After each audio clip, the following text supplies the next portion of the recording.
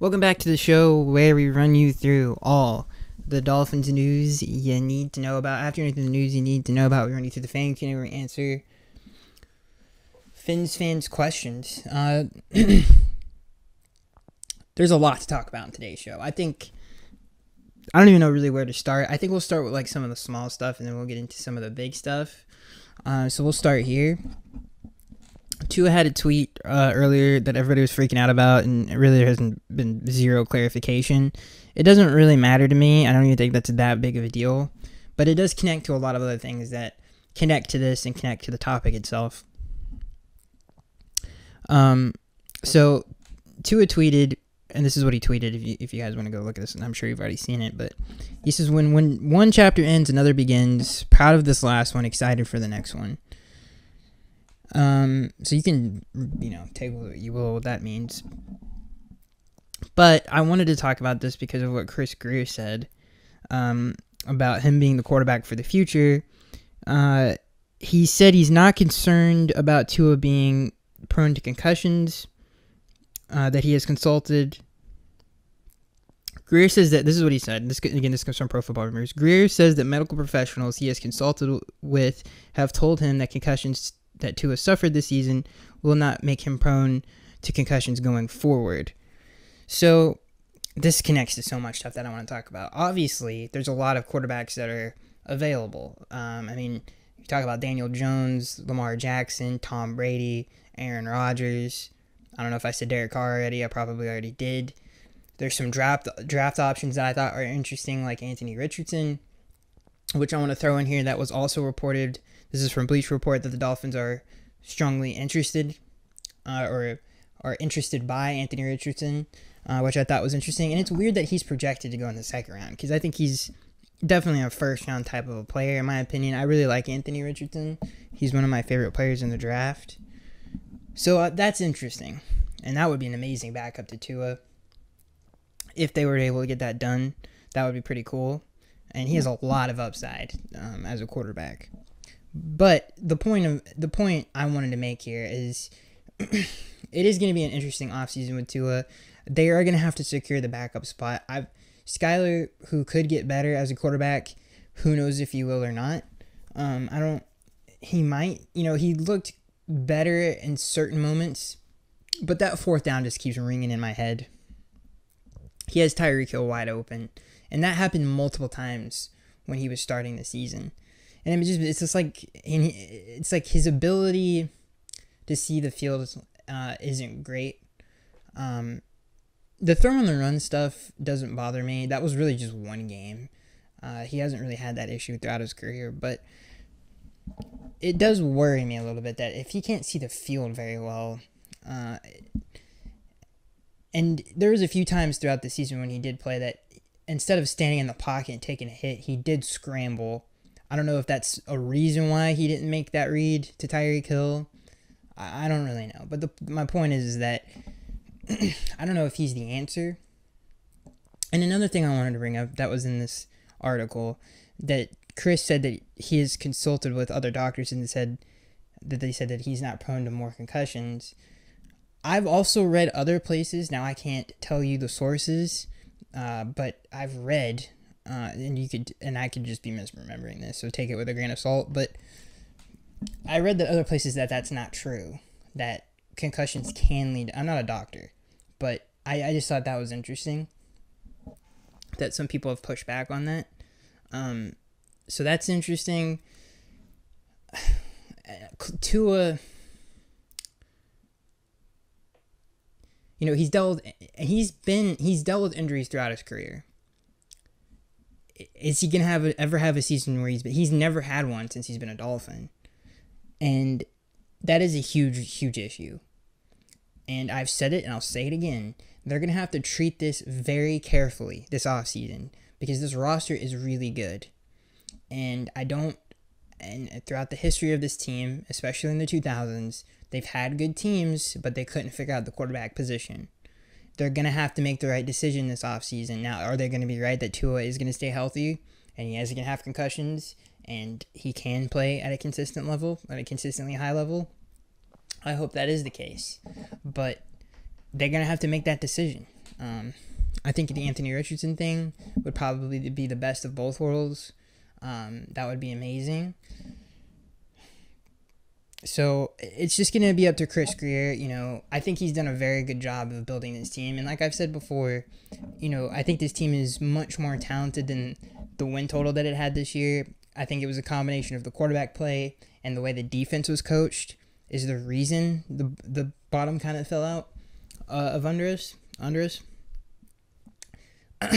we're going to get into the defensive coordinator stuff here in a minute, but they're just going to have to treat this very, very carefully. And we'll see what they ended up deciding to do. But I also thought it was kind of stupid for Chris to say that he's our quarterback for this year. I don't know how you can look at the last month of that season and say that with the combinations of not only did he not play well in the Chargers and Niners game, but he also has these injuries issues. And I'm not saying that, oh my God, that just erases everything else he did great, because that was the best season that the Dolphins have had at the quarterback position since Dan Marino, and it's not even a debate. So it's just a lot of stuff you're going to have to consider, and just to say that he's I don't know. And he did say that everything is on the table, and GMs lie all the time. So who knows what they're going to do. And I'm not saying get rid of Tua, but they have to do something at that position. They can't go into the offseason with Skyler again, in my opinion. So, I don't know. It's going to be interesting what they do. The Anthony Richardson thing I thought was really interesting, though. It's something to keep your guys' eye on. I really like him. I don't know what you guys think about him, but I think he's a really good player. Anyway, moving on from that, this is a huge job, by the way. This is a great week to be a Dolphins fan. They're already kind of doing some right things here. This comes from Pro Football Rumors. Darrell Bevell turns down interviews to be the offensive coordinator for the Jets, and I can't remember the other team. It doesn't. Oh yeah, here we go. Darrell Bevell declines again. This comes from Pro Football Rumors. Commanders and Jets OC interviews. So he's going to return to Miami to be the quarterback's coach. I think this is a testament to not only Mike McDaniel, but the roster that we have, and maybe he wants to come back and coach Tua, which I think is a great sign.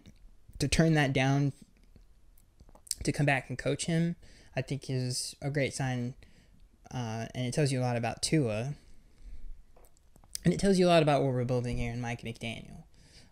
To not even interview with them, I think was just a big win for us. I said last week that losing him would be a big issue, like a big deal. Darrell Bevell is a fantastic coach, and he's a big reason why we had such a prolific offense.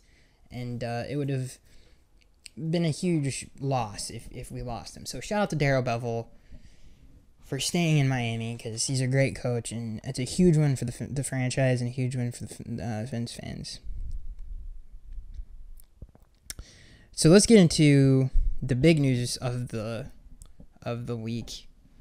That's huge.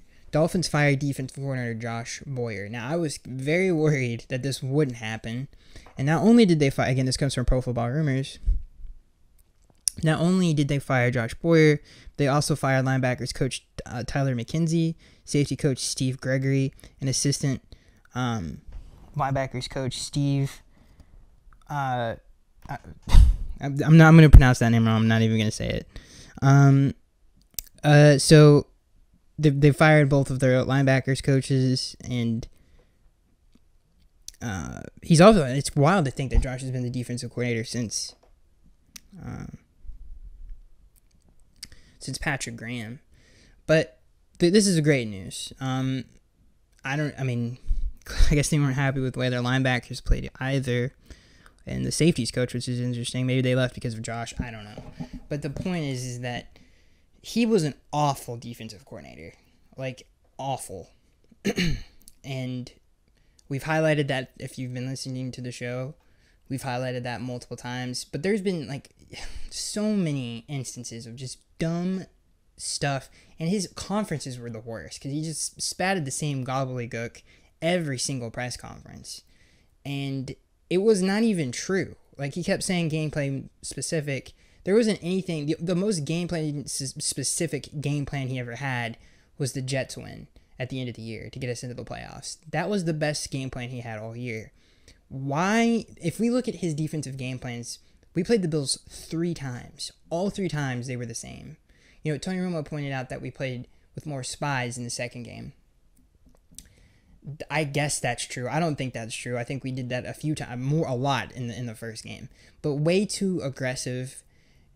Didn't ever play through the defensive line and play through the front like he should have, and give them a chance to rush the passer and help out the secondary a little bit. Put those guys in a lot of bad positions. Dropped back our best pass rushers in coverage way too many times, especially Jalen Phillips. That's just ridiculous. And it just, we didn't get the returns that we should have gotten from Bradley Chubb, who I think is definitely going to benefit from a new system. And Bradley got better as the year went on, but he wasn't a very good play caller, and he wasn't a very good defensive coordinator.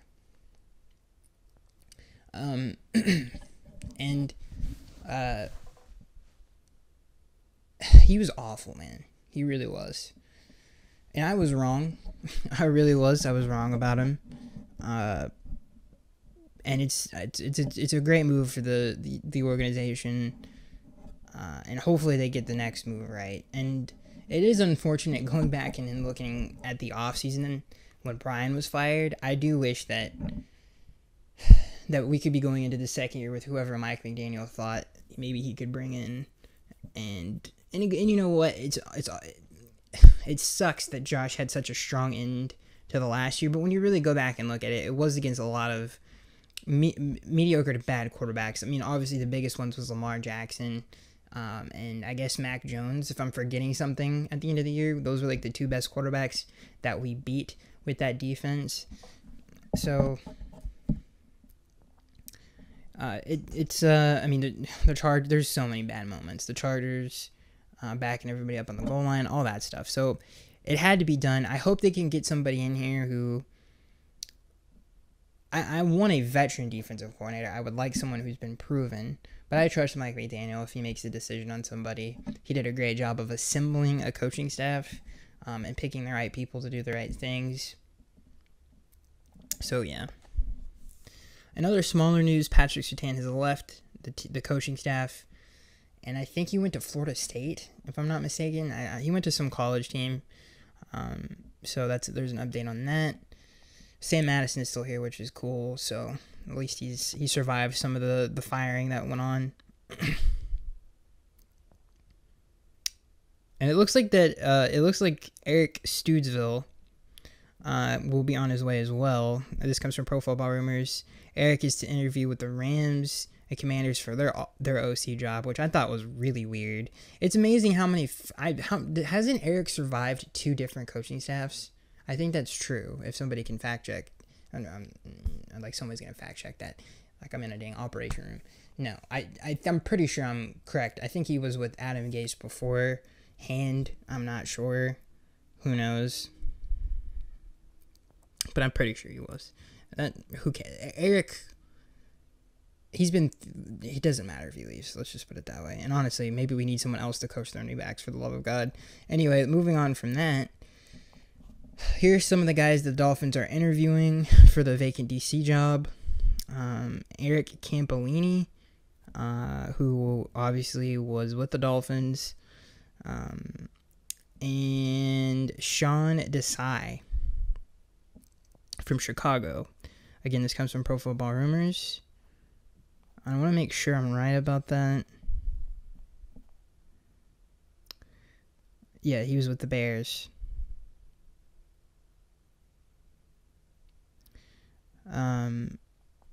Now, here's what I will say about this whole... The Campolini thing, I doubt will happen. The Sean Desai thing is interesting. I don't really know why he's getting an interview. Matt Eberflus with Chicago is more of the guy that I would point to say he's probably mostly running the show defensively there. And anytime you get someone like that, it just kind of makes me nervous. Mike McDaniel, I think, was... That's the reason I wasn't a huge fan of when they signed Mike, is because... Obviously, Kyle Shanahan calls plays there. He's running the show on offense. So it's like, okay, but how much credit does Mike McDaniel get for their success? And clearly, I was wrong about that. Mike has been fantastic. But that's the same thing with Sean. I don't really understand why he's getting interviews though. Chicago was not good on defense last year, and I apologize. I got mixed up.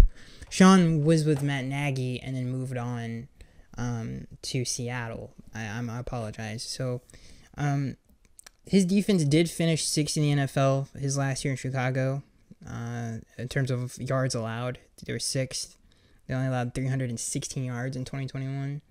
And obviously, Seattle had a pretty opportunistic defense. They weren't very talented, but they did get some turnovers. They did make some big splash plays. So, in the scheme that he runs, it's very much the meta in the NFL right now.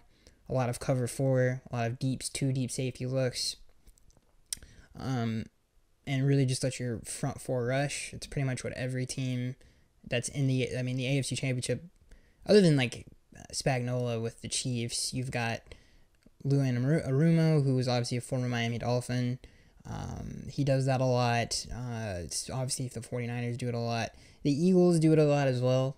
A lot of two high safety looks.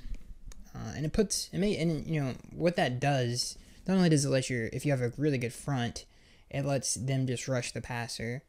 And you can do they don't have to worry about dropping back in coverage as much. And I think we'll probably run more of a traditional 4-3 type of a look if he was hired, Sean Desai, and it would help out the front, and it would allow the corners to make plays, and the safeties as well. It puts way less pressure on them, especially if they're not constantly throughout the entire game in one-on-one coverage. It's a miracle that we didn't give up. And again, this is why we were so bad on third down defense, is everybody was pretty much one-on-one, and it was always single high safety. And it was always aggressive, always putting the corners. You're putting people like Crossan and blanking, even like Eric Rowe, in a lot of bad situations. And that's another thing, that's him talking about game plan specific stuff. How about adjust to your players and what your players do well? Clearly these guys can't do this. Help them out. Help the secondary out with the amount of injuries that we dealt with. And he just never did that. So it would, I think, change to a system like this with a lot more two deep safeties. Xavier should have a much better season. I think you'll see the turnovers go way up and the sacks go way up. So I wouldn't be mad at this hire, and I'm sorry for getting his background wrong before. So yeah. And obviously learned under Vic Fangio as well. So that's a good, and the Camp Blanc, I don't really, that one would be terrible. They need to venture out, and see if they can't find someone else that can bring some new blood into the defense. And then this is the biggest rumor, is that Vic Fangio is going to interview with the Miami Dolphins, or not interview, the Dolphins. And again, this comes from Bleacher Report, that Vic Fangio is going to be a strong consideration for the job. Obviously, the Eagles apparently have thrown their hat in the ring in case Gannon leaves for Houston, and the Carolina Panthers also have interest in him as well. This would be, and I cannot even believe I'm saying this, because last year I was against it. I wanted to keep Josh, to keep the continuity going. I did not know that he was going to completely coach this defense into the abyss, but Vic Fangio would be someone who's coached defenses at a very high level and has a lot of experience in the NFL, and I think the personnel really fits what he likes to do. I think he could make a huge difference in a lot of the guys' careers. Obviously, Bradley Chubb is very familiar with Vic Fangio's style, so that would help as well with that trade. We invested a lot in this defensive line, and the returns just haven't happened, and I think a big reason is because of Josh Boyer. And I think Vic's, again, scheme fits the personnel too perfectly. And he's always done a great job with safeties as well. He's had a lot of great safeties in his defensive coordinator time, so I think it's going to be great for Javon Holland, and people like Brandon Jones. He has so many versatile pieces, and the defense is so talented. that I think if we did hire Vic Fangio, that's a mean combo with Mike coaching the offense and Vic coaching the defense. I think that's going to do a lot for the Dolphins going in the future. And I think out of come down to Miami and coach a really talented defense, and it would do a lot for Jalen Phillips' career. He has one of the best interiors and defensive linemen in the NFL. Hopefully this isn't the last year we see Christian Wilkins in a Dolphins uniform, because that would be very depressing. So we could make the most out of his last year entering his him going into free agency, or maybe I would hope we would keep him. So yeah, like Vic would be a perfect fit for Miami and would really help this defense and really help this team win a lot of games next year. And I'm sure everybody saw the Cincinnati game. If they get someone like Vic Fangio, even if Tua comes back, and if he can just play like 15 games, 13, 14 games, and he doesn't get injured like seriously or have a concussion, maybe he misses a game because he hurt his ribs or something like that.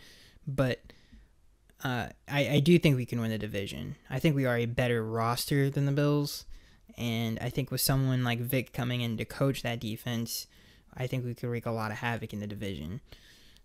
So I hope this happens. I think this would be one of the best hires. Really, I mean, this would be a phenomenal hire for the Dolphins, and I hope they can get it done. So let's get into the fan Q&A where we answer fans. 20 minutes on. There's no game to talk about, which is sad. I did feel, and I will say this, it felt good to see the Bills get popped on the road or at home. And I'm allowed to say that because I'm a Dolphins fan, and I don't know why you wouldn't be allowed to say it if you're anybody else's fan. But it's not. It's good to see him lose, but I don't know. They're just annoying. I don't really like Stephon Diggs. He's kind of a weirdo. Josh Allen, I hate because he's a great player, and he plays for the Buffalo Bills. So it's like that's either take it or leave it. But I just don't. That team's a vibe, and we lost to him 3 games in a row. Not 3 games in a row. But we lost to him the last 2 games, and both were super close. So it does feel nice to. Plus, watching that game, I don't know. I was like, it just kind of really made clear. Like Josh Allen has to be Clark Kent for them to win on a consistent basis. I don't know. It just really showed how lacking that roster is. I mean, we had 7 sacks on them, and we had a moron coaching our defense. So I don't know. I just felt like after that game, I felt like, oh yeah, we can win the division. And I didn't really feel that way, like as good as I do, especially if things are handled the right way. If Vic Fangio gets in here, if we have consistency at the quarterback position, I really do believe we can win the division. I still think we're going to be a playoff team this upcoming season. I think the defense, especially if Vic is handling it, is going to be a top 10 defense easily. It's going to be much improved. So there's I don't know. I just feel really good about where we are in the AFC right now. Now there's some things we have to take care of, and I know some people are complaining about the cap space issue, and what Chris said at the press conference, if you didn't watch it, the end of season press conference, I thought was really interesting, where he was like, if we need to free up cap space, we can. And that's something that he said when Adam Gase was fired, that they're going to really be more, and again, that was because we were coming off like contracts like Ndamukong Suh and Mike Wallace, like some really bad contracts to players that were just eating cap space. Like, dude, there's so many I can name right now, it's not even funny, that weren't good players, and obviously we had a lot of free agent busts, and Chris obviously wasn't going to repeat those mistakes. And I think he really has done a great job of kind of laying the groundwork. If you looked at some of the contracts that we've signed recently, he can definitely get out of them with very little dead cap. So it'll be interesting to see who he gets rid of, and how he's going to free up some of that cap space, because they're going to have to do it. I do think they need one more playmaker. I will lose my mind if they get any of the big three running backs like Saquon Barkley, Josh Jacobs, or Tony Pollard. I think that would be a game changer. And if they get someone like even like a Jacoby Myers, who is a really good slot receiver, I think that will be huge as well. So, and then obviously they have Eric Ezukama, who's kind of developing still as well. So there's a lot of options for Miami, and hopefully they're so far they're doing a really good job though. It's interesting that Danny Crossman hasn't been even kind of looked at with a side eye. I think that's a little weird, especially since and I guess you could say the special teams had a really good game against Buffalo, which they did. Maybe that helped him out a little bit. But yeah, anyway, let's get into the fan Q&A. This first question comes from R2 Rock. He says, how concerned are you about Tua missing 5 and 6 games due to injury in the last 2 seasons, and what that bodes for next season? Well, that's obviously been we've talked about it a lot so far on the podcast. It's a big deal. And I don't like Skylar Thompson. And I know he's a 7th round rookie and he might get better, but dude, his poise in the pocket is just not very good. And I don't know if it's either poise in the pocket or it's just he doesn't see people down the field, which is just very concerning to me. So that's an issue. And there is some depth at the quarterback position that they could take someone who the only one that I would be okay with, and especially since it's a 2nd round pick, because I would like to use that 2nd round. There's always somebody who falls to the 2nd round. We've seen that in recent years, who has 1st round talent. So it really only would be for someone like Anthony Richardson, who I think is worth that pick. And the returns on him could be pretty amazing, especially in this offense. And he's and someone like Mike McDaniel and Darrell Bevell coaching someone that talented, I think would be very interesting. But yeah, stuff like that. They're gonna have to consider. All right, we need if Tua does come back, if he is the guy, he has to have someone behind him who it's not such a big drop off. Teddy Bridgewater was terrible. That Patriots game, if that doesn't prove that he's not a very good quarterback, he also lost a lot of mobility in the pocket, and his older age, and yeah, so. Those two can't come back. This next question comes from SM. He says, if we miss on all the big names for potential defensive coordinators, thoughts on bringing in Rex Ryan? I love Rex Ryan. He's a great defensive coordinator. He's a great leader. He just wasn't a great head man. He was for 2 years, and then obviously wasn't very consistent after that. But he's a great coach, comes from a great coaching family. And that would be an amazing hire. This next question comes from User. He says, how are you fixing our secondary issues for next season, assuming Byron Jones is gone? X remains the player that he was this year and coming off a year in which the secondary room got decimated with injuries. How would I fix it? I would just bring him back. I think we just got really unlucky. Nick Needham is a free agent. Hopefully we can get him back on a good deal. But people, this is why, in a weird way, it was a blessing in disguise what happened. Because Cater who became a great player. Like, he's a fantastic player. A great player who can play outside and inside at the cornerback position. And can play safety if you need him to. So, the secondary is very talented. And it is actually deep. If everybody can kind of stay healthy. But it was extremely unhealthy this year. So I hope we can just retain a lot of these guys. It'll be interesting to see what Chris Greer thinks about that. If Byron Jones is let go, let's say someone like Vic Fangio comes in. I don't think and if I was Chris, I would just keep everybody on that side of the ball. Because I think Byron could have a phenomenal year in that system. And kind of get back to what he did in Dallas. But, I don't know. That's a tough decision, dude. But in my opinion, I think retaining them and bringing them back for another season would be the move. This next question comes from Jay Rose. He says, Skyler made some big throws that got dropped. Should he be the quarterback? Should he be the quarterback for the next 2 seasons, or should we get another veteran? It's a good question. I think that there's not a lot of veteran guys. You know what I mean? That especially the backup quarterback market is very scarce. I would draft one again. Someone like even like a Herndon, or from the Tennessee quarterback. I'm forgetting his name. Someone like that who has a lot of upside and a lot of physical gifts. I don't really like him though as a quarterback. That's probably a bad example. The TCU quarterback isn't terrible. Even though he's not bad. He's got some talent too, some physical ability. When we're talking about someone who can make it to the second round, Anthony Richardson is the only one. I don't understand why he is a second round. If he makes it to the second round, that's weird to say the least. I think he's like some people that are ahead of him. Just doesn't even make any sense. Like people like Will Levis and stuff like that. It just doesn't make a lot of sense to me. But I think it's definitely something that they're gonna have to explore. This next question comes from Mark Jefferson. He says, "Yo, what do we do?" In my head, I've left this team so many times. LOL, the Finns are literally bad for my health. But what would you do? Or what do you think they should do?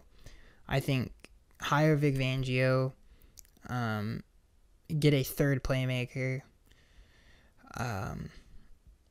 That's pretty much it. I mean, the quarterback thing, I would definitely, if Anthony Richardson gets anywhere close to the end of the first round, I would trade up to get him. This next question comes from Jay Rose. He says, "I think Brady could take us to the Super Bowl with all our weapons. Would you sign him if you wanted to come to Miami?"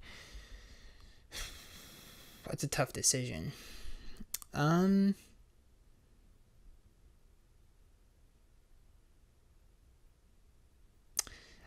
If Tua is willing to stay, yes, I would do it. I don't think I don't know. That's tough, man. Maybe I wouldn't do it. I don't know. That's a tough decision. Because I do think Tua could actually be better at this point in Tom's career if he can stay healthy. So, I don't know. That's a tough decision to make. I could see where you could talk yourself into that. And,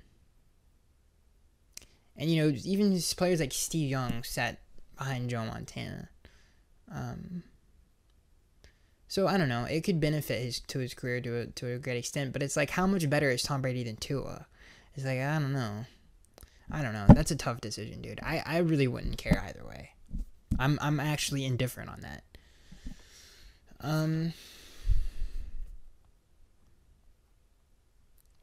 I could really see both arguments to that, if I'm being honest. Like, I could see the negatives to it. I could see the positives to it. I think Tom, if he was signed to Miami, would have a positive impact on the organization itself. I think it could definitely have a significant impact on Tua's career.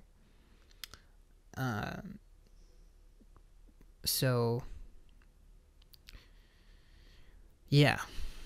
But there's a lot of things that they can do. I think the best case scenario would be that getting Anthony Richardson, and I've said Anthony Richardson like multiple times, but I really love his game. So if I was Chris, that would be something that I would strongly consider. So yeah, that's pretty much it. We've covered everything. I'm sure there will be much more news. I don't know if we'll actually sign a defensive coordinator. If Vic Fangio is, I will fly to the moon myself. Because I think the hiring of him alone makes this team significantly better.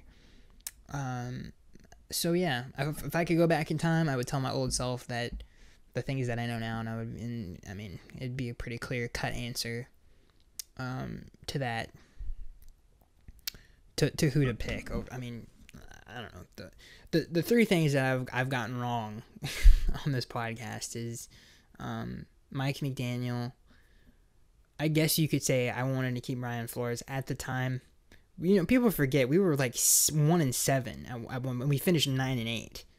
Like, there wasn't like I was just coming out, like I was senile.